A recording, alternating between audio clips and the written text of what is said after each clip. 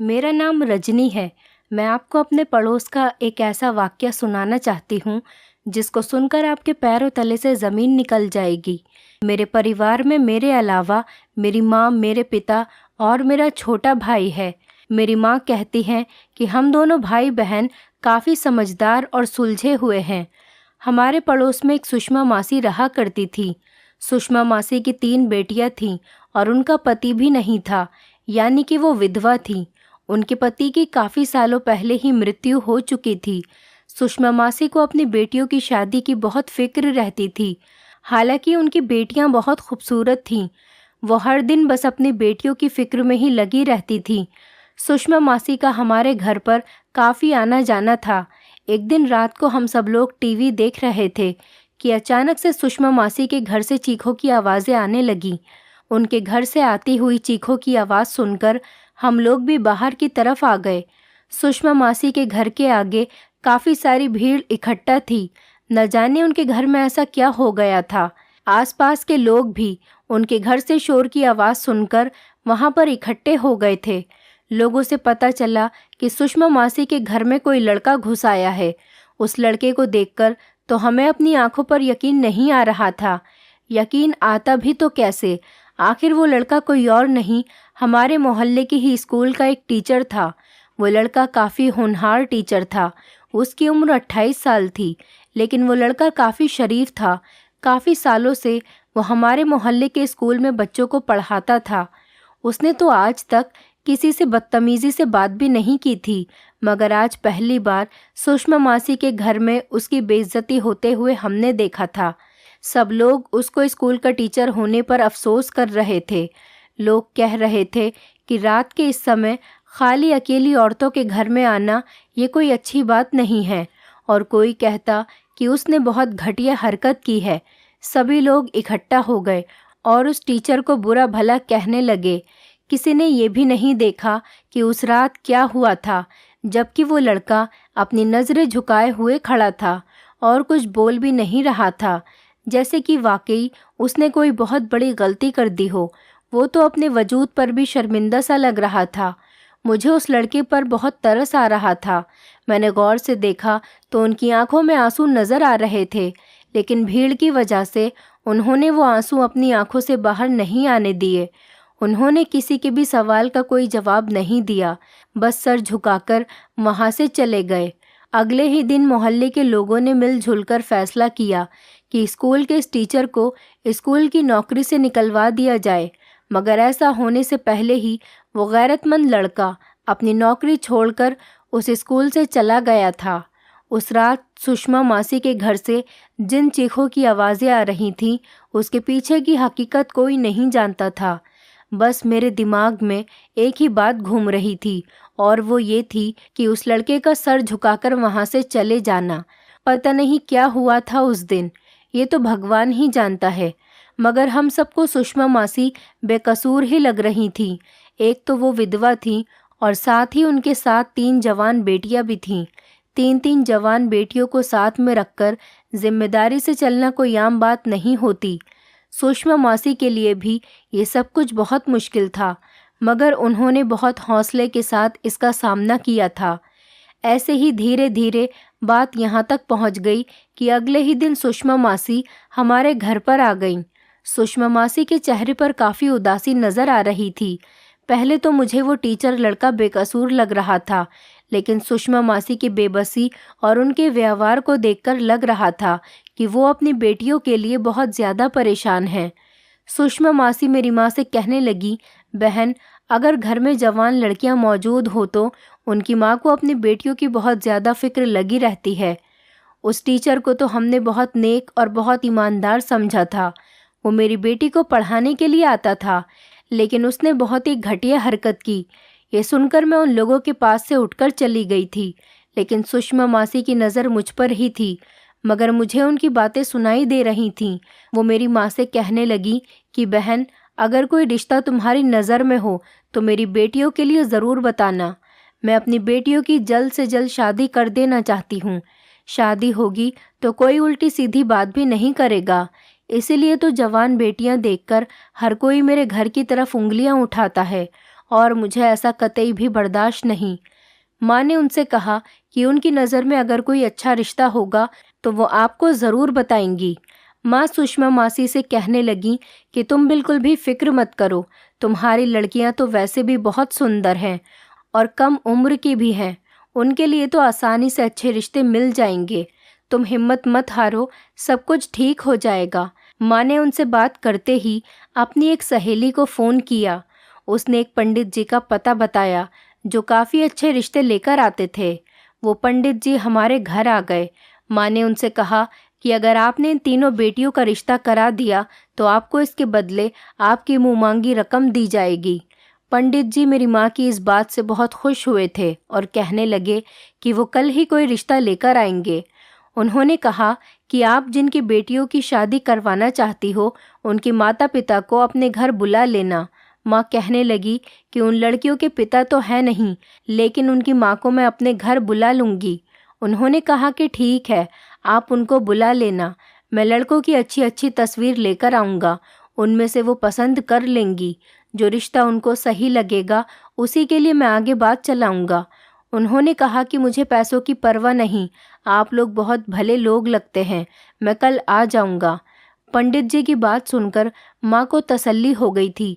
अगले ही दिन पंडित जी हमारे घर आ गए और उनके पास बहुत सारे लड़कों के फ़ोटो थे। सुषमा मासी भी हमारे घर ही बैठी हुई थी। सुषमा मासी एक एक करके लड़कों की तस्वीरें देखने लगी। फिर एक लड़के की तस्वीर सुषमा मासी को बहुत पसंद आई। उन्होंने कहा कि ऐसा ही लड़का मेरी बेटी को पसंद आएगा। यही लड़का बहुत अच्छा लग रहा है। ये लड़का लंबाई में भी अच्छा है, रंग गोरा और शक्ल भी खूबसूरत है।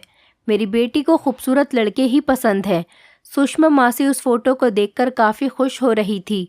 उनकी सबसे बड़ी बेटी, जिसका नाम अंजलि था, वो अब जवान हो चुकी थी और उसके लिए रिश्ते की तलाश सुषमा मासी न जाने कब से कर रही थी। लेकिन आज जो लड़का उनको अंजलि के लिए पसंद आया था, वो लड़का मुझे कुछ ज़्यादा ख़ास नहीं लगा। वो बहुत अजीब सा लड़का था। मुझे तो वो लड़का किसी तौर पर भी पसंद नहीं आया था। लेकिन सुषमा मासी कहने लगी कि ऐसे ही खूबसूरत मर्द तो लड़कियों का दिल जीत लेते हैं। बस मैं अब अपनी बेटी की शादी इसी से ही करूँगी। सुषमा मासी भी उस लड़के की खूबसूरती से काफ़ी इम्प्रेस हुई थी। वो उसी लड़के को अपना दामाद बनाना चाहती थी। मुझे नहीं पता था कि उनकी बेटी की पर्सनैलिटी कैसी है, लेकिन मुझे तो इस लड़के को देखकर ऐसा लगता था कि अंजलि ज़रूर इस रिश्ते से इनकार कर देगी। लेकिन इनकार की नौबत ही नहीं आई।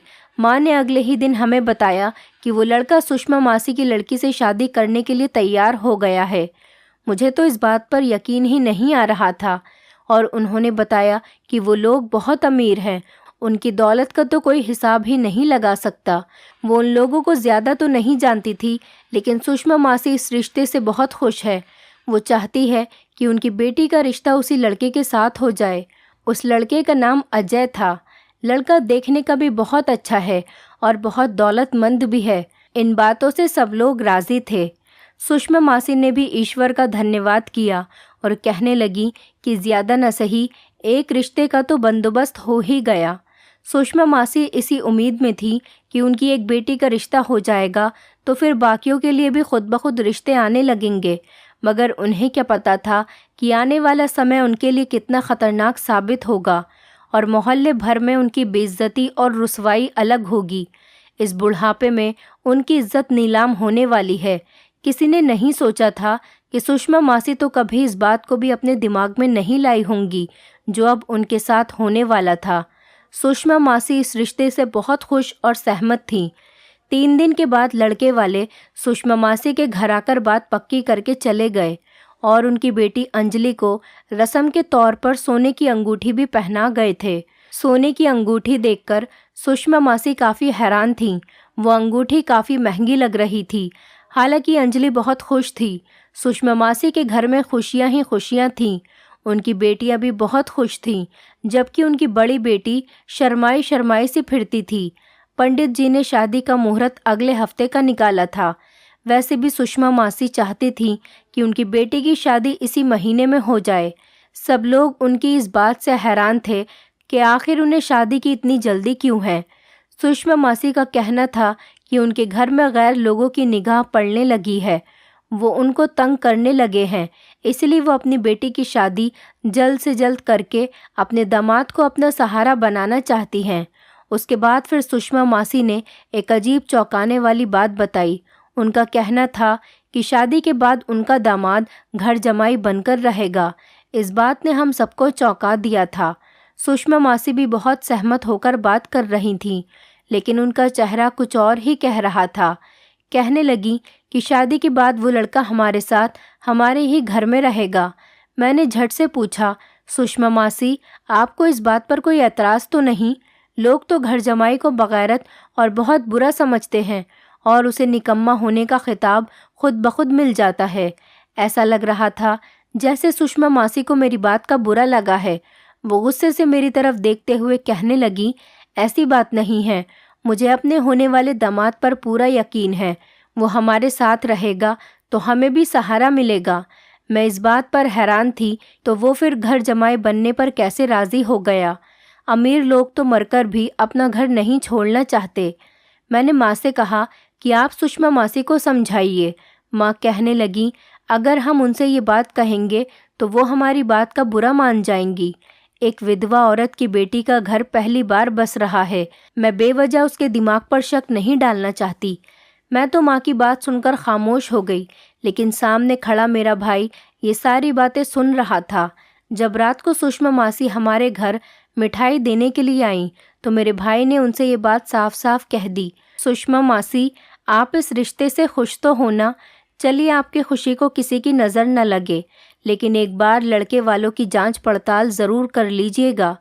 मैं कैसे मान लूं कि एक अमीर बाप का इकलौता बेटा, अपने ख़ानदान का इकलौता वंश, अकेले आप लोगों के साथ घर जमाई बनने पर राज़ी हो गया। ज़रूर वो लोग आपके साथ कोई न कोई धोखा कर रहे हैं।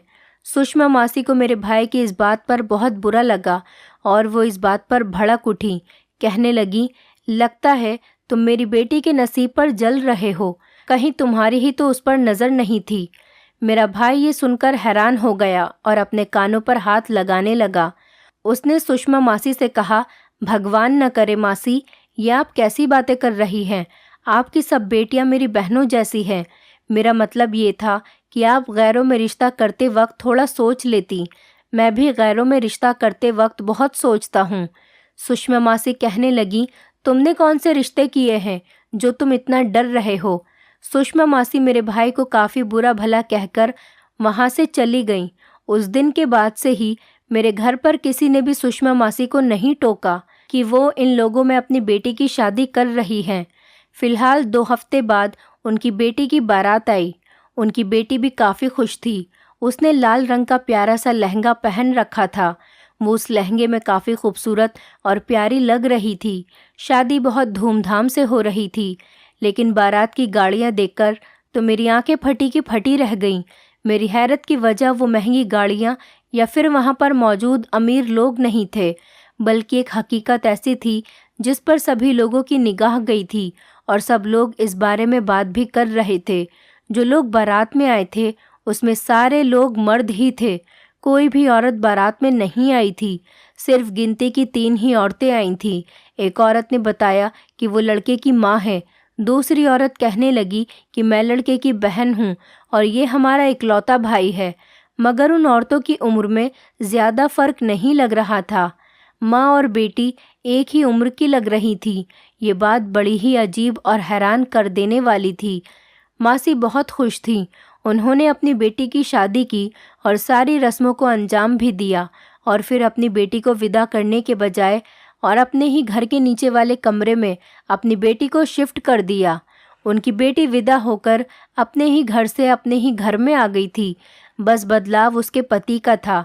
सारे मेहमान लड़की को आशीर्वाद देते हुए घर से जा रहे थे। हम लोग भी अपने घर आ गए थे। अगली सुबह मेरी माँ ने मुझसे कहा कि सुषमा मासी को ये पैसे देकर आ जाओ। कल रात को उन्होंने ये पैसे मुझे संभालने के लिए दिए थे। उन्होंने मुझसे कहा था कि ये पैसे मैं अपने पास रख लूं। ये 70,000 रुपये हैं जो मेहमानों ने खाना खाने के बाद उनको दिए थे। ऐसा न हो वो ये सोचें कि मैं उनसे पैसे लेकर उनको देना ही भूल गई। तुम जाकर अभी इसी वक्त ये पैसे उनको देकर आओ और हाँ, उनसे ये भी कहना कि वो तुम्हारे सामने ही इन पैसों को गिन ले, कहीं ऐसा न हो कि उनको अपने पैसे कम लगें तो वो मुझे उसी वक्त बता दें। माँ भी अब सुषमा मासी से काफ़ी डरने लगी थी। सुषमा मासी की बातें, उनकी तेज़ ज़ुबान और उनके अपशब्द की वजह से अब सब लोग उनसे दूर भागने लगे थे, मगर सुषमा मासी को इस बात से कोई फ़र्क नहीं पड़ता था। फिर मैं अपने घर से निकली और सुषमा मासी के घर चली गई। मैं उनके घर पर जाती ही ये देखकर हैरान रह गई कि उनके घर के दरवाजे पर लॉक लगा हुआ था। ये देखकर तो मुझे बहुत हैरत हुई थी। आज तक तो कभी मासी के घर पर लॉक लगा हुआ नहीं मिला था, लेकिन आज उनके दरवाजे पर ताला लगा हुआ था। मैं घर वापस आ गई। मैंने आते ही ये बात फ़ौरन अपनी माँ को बताई। मेरी माँ को मेरी बात पर यकीन नहीं आया। वो मुझसे कहने लगी, तुम बेवजह इसी तरह का मजाक मुझसे करती हो, चलो मेरे साथ, मैं चलकर देखती हूँ। मैंने कहा, माँ मैं सच कह रही हूँ, सुषमा मासी के घर पर ताला लगा हुआ है, मैं आपसे कोई मजाक नहीं कर रही। माँ मेरा हाथ पकड़कर घर से बाहर निकल गई थी और जब हम सुषमा मासी के घर पहुँचे तो माँ ने देखा कि वाकई सुषमा मासी के घर के दरवाजे पर ताला लगा हुआ था। ये बात मुझे बहुत परेशान कर रही थी, लेकिन मैं अपनी माँ से डांट नहीं खाना चाहती थी, इसीलिए मैं खामोश ही रही। माँ भी हैरान परेशान होकर घर वापस आ गई थी। उन्होंने घर वापस आकर भाई को भी ये बात बता दी। भाई ने कहा कि ज़रूर उन लोगों ने इनके साथ कोई धोखा किया होगा, तभी तो शर्म की वजह से रातों रात इन लोगों ने ये मोहल्ला छोड़ दिया होगा। मगर ये लोग मोहल्ला कैसे छोड़ सकते हैं? उनके घर में तो काफ़ी सारा सामान था, लेकिन हमें तो इस तरह की कोई खबर ही नहीं हुई। अगर ये लोग अपना सामान भी वापस लेकर गए होते तो मोहल्ले में गाड़ी की आवाज़ ज़रूर आई होती, उससे पता चल जाता कि यहाँ पर कोई आया है या फिर कोई चला गया। ऐसा कैसे हो सकता है? सुषमा मासी रातों रात अपनी तीनों बेटियों के साथ घर ही छोड़कर चली जाएं। हो सकता है दौलत का नशा सर चढ़कर बोलता है तो इंसान काफ़ी कुछ बन जाता है और फिर बाद में पछताता फिरता है। मेरे भाई ने ये बात कह तो दी थी, लेकिन मुझे उसकी बात पर बिल्कुल भी यकीन नहीं हो रहा था और यकीन आ भी नहीं सकता था। मैंने तो अपने दिल में फ़ैसला कर लिया था कि मैं सुषमा मासी के घर पर निगाह रखूंगी। हो न हो वो इस घर के अंदर ही मौजूद होंगी। हो सकता है वो बाहर नहीं आना चाहती हों। शायद उनके साथ ऐसा हादसा हो गया है जिसकी वजह से वो परेशान हैं, या फिर वो दुनिया वालों के सामने नहीं आना चाहती। शाम के वक्त मैं अपनी छत पर खड़ी थी, तभी अचानक मैंने एक अजीब सी बात देखी।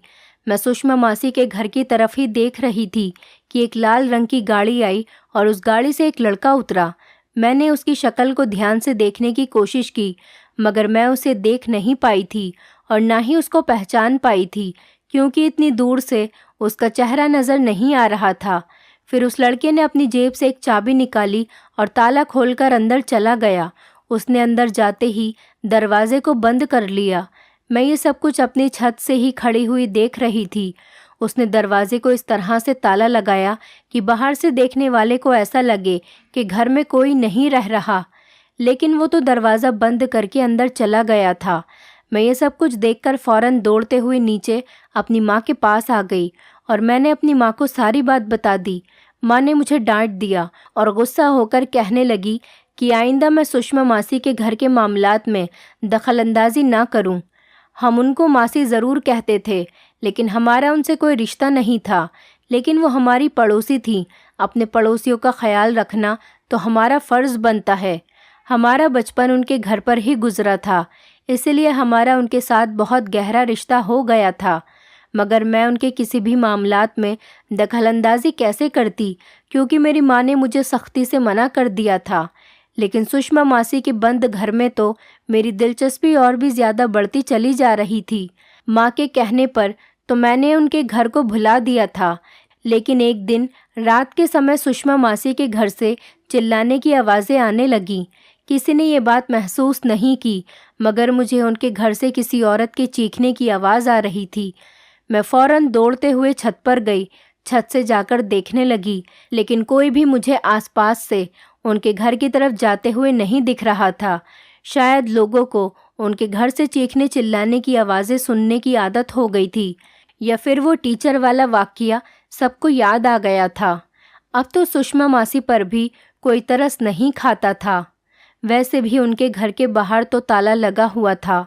सभी लोग यही समझते थे कि वो इस घर में नहीं हैं, इसलिए कोई सोच भी नहीं सकता था कि सुषमा मासी अपनी बेटियों के साथ उस घर में मौजूद हैं। किसी ने भी उन चीखों की तरफ ध्यान नहीं दिया। मैं भी थोड़ी देर बाद छत पर टहलकर नीचे आ गई। मेरे पास भी कोई चारा नहीं था। आखिर मैं भी क्या कर सकती थी? अकेली तो मैं कुछ भी नहीं कर सकती थी, जबकि मेरी माँ और मेरा भाई इस बात से बिल्कुल खिलाफ थे कि मैं उनके घर की बातों पर ज़्यादा ध्यान न दूँ, ये ज़्यादा वहाँ दिलचस्पी लूँ। खैर, अगले ही दिन सब लोगों के सामने उस बंद घर का राज खुल चुका था। कुछ ऐसा हुआ कि हमारे मोहल्ले में पोलियो की दवाई पिलाने वाली औरतें आ गईं। उन लोगों को अपना कैंप लगाए हुए काफ़ी रात हो चुकी थी। वो औरत सुषमा मासी के घर के आगे तब गई जब वो लड़का अपनी लाल रंग की गाड़ी लेकर आया था। वो लड़का सुषमा मासी के दरवाजे के पास आकर रुक गया और पोलियो वाली औरत ने उससे कहा कि वो उसे घर के अंदर जाने दें। उस लड़के ने पोलियो वर्कर्स के साथ बदतमीजी करना शुरू कर दी। वो कौन था ये तो मुझे उस वक्त नहीं पता था, लेकिन उस पोलियो वर्कर को उस लड़के पर कुछ शक हुआ। वो लड़का उनको ठीक नहीं लगा, इसीलिए उन लोगों ने पुलिस को बुला लिया। 1 घंटे के बाद ही पुलिस सुषमा मासी के घर के दरवाजे पर मौजूद थी। पुलिस ने सुषमा मासी के घर का दरवाज़ा खुलवाया। बाहर से ताला लगाकर लोगों को बेवकूफ़ बनाने की कोशिश की जा रही थी, मगर पुलिस तो ऐसे लोगों को पकड़ने में माहिर होती है। जैसे ही घर का दरवाज़ा खुला, सुषमा मासी की बेटियों के चीखने चिल्लाने की आवाज़ें बाहर तक आने लगीं। सुषमा मासी की बेटियों को घर के अंदर ही कैद किया गया था। उन्हें ऐसा लगा कि कोई उनकी मदद करने के लिए आया है। तभी वो चीखती पुकारती बाहर आ गईं। सुषमा मासी भी काफ़ी घबराई हुई थी। सुषमा मासी की शक्ल देखकर तो ऐसा लग रहा था जैसे उन्होंने काफ़ी दिनों से कुछ खाया पिया ही न हो। हम लोग ये सब कुछ देखकर हैरान हो रहे थे कि उन्हें आखिर हुआ क्या है। पुलिस की मदद से सुषमा मासी और उनकी तीनों बेटियों को बचा लिया गया। सुषमा मासी और उनकी तीनों बेटियां बहुत घबराई हुई थीं कि वो हमारे घर आकर बैठ गईं। माँ ने उन सभी को पानी पिलाया। सुषमा मासी ने सबसे पहले मेरी माँ से माफ़ी मांगी और कहने लगी कि मुझसे गलती हो गई थी। मैंने तुम्हारे बेटे के साथ काफ़ी बदसलूकी की थी और मुझे लगता है कि शायद मुझे उस टीचर की भी बद्दुआ लगी थी जिसको हमने उसकी फ़ीस देने से इनकार कर दिया था। वो बेचारा तो हमसे अपनी ही मेहनत के पैसे मांग रहा था, लेकिन हमने उस पर उल्टा इल्ज़ाम लगा दिया कि उस लड़के ने हमें कहीं का नहीं छोड़ा। लेकिन हमसे सारा बदला उस लड़के ने ले लिया जिससे मेरी बेटी की शादी हुई थी। मैं तो समझ रही थी कि वो लड़का बहुत अमीर है, इन तीनों का बोझ संभाल लेगा, लेकिन वो तो बहुत अजीबोगरीब और घटिया इंसान निकला। उसने जो हमारे साथ किया, भगवान ऐसा किसी की बेटी के साथ भी ना करे। उसने घर में आते ही हम चारों माँ बेटी को घर में बंद कर दिया और घर में बाहर से ताला लगवा दिया। मेरी जिस बेटी के साथ उसकी शादी हुई थी, उसने तो उसकी भी कोई लाज न रखी। उसने डरा धमकाकर हमसे मेरे घर के पेपर्स मांगे। उसने मुझसे कहा कि मैं साइन कर दूं और घर उसके नाम कर दूं। मैं समझ गई थी कि उसके क्या इरादे थे, आखिर वो क्या चाहता है, और जो वो चाहता है मैं उस सब से इनकार करती रही। मैंने उसकी बात नहीं मानी। इस बात पर उसने हम सबको एक कमरे में बंद कर दिया। अगर पुलिस नहीं आती तो हम सारी उम्र उस कैद में सड़ते रहते। इसलिए उसने घर के बाहर ताला लगाकर सबको यही जाहिर करवा दिया कि हम घर से बाहर गए हुए हैं, जबकि हम कहीं भी नहीं गए थे। मैंने अपनी ज़िंदगी की सबसे बड़ी गलती की। उस शख्स ने हमें कहीं का नहीं छोड़ा। भगवान ने हमारी इज्जत पर कोई दाग नहीं आने दिया, वरना ना जाने मेरा और मेरी बेटियों का क्या होता। सुषमा मासी ये सब कहकर खूब रोने लगीं और उनकी तीनों बेटियां बहुत डरी हुई लग रही थीं। कुछ देर के बाद पुलिस हमारे घर आई।